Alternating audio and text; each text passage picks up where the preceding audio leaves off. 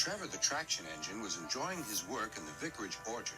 Birds were singing and apples were ripening on the trees. It was a lovely day. Said James, "You look as bright and cheerful as my red paint." "Oh, I am," replied Trevor. "What's that noise?" "It's the bees," laughed Trevor. "They're all in these boxy things called beehives. I'm taking them to the station. The vicar says his bees make good honey, and he's giving some of them to his friends." Just then, Boko, the diesel engine, hummed in. "Take care, you two. Don't make the bees angry. They might sting you." James didn't like being told what to do by a diesel, and he buzzed away. "Goodbye, Trevor," called Boko, and set off to see Duck at the next station. Bill and Ben, the tank engine twins, were busy arranging cars, but they scampered off when they saw Boko. "I remember the first time I met those two," laughed Boko. "They nearly made my eyes pop out. Edward soon put a stop to their games." "Edward is the only one who can keep Bill and Ben in order," chuckled Duck. "I sometimes call them the bees." "A good name," replied Boko. "They're terrors when they start buzzing around."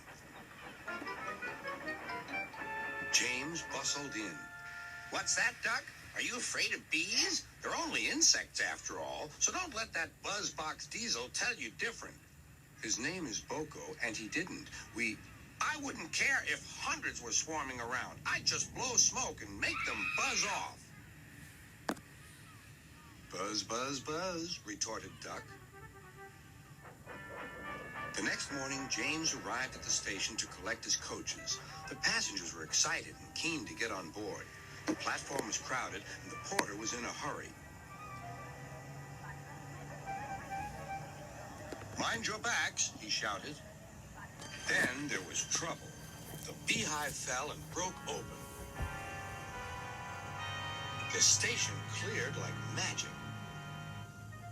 James heard a familiar buzzing. The bees were too cold to be cross, so they buzzed around the fireman, hoping he'd mend their hive. But he didn't understand, nor did his driver, so the bees turned to James. His boiler was nice and warm. Buzz off," hissed James. One bee burnt his foot. "Ooh, ooh." The bee thought James had burnt him on purpose.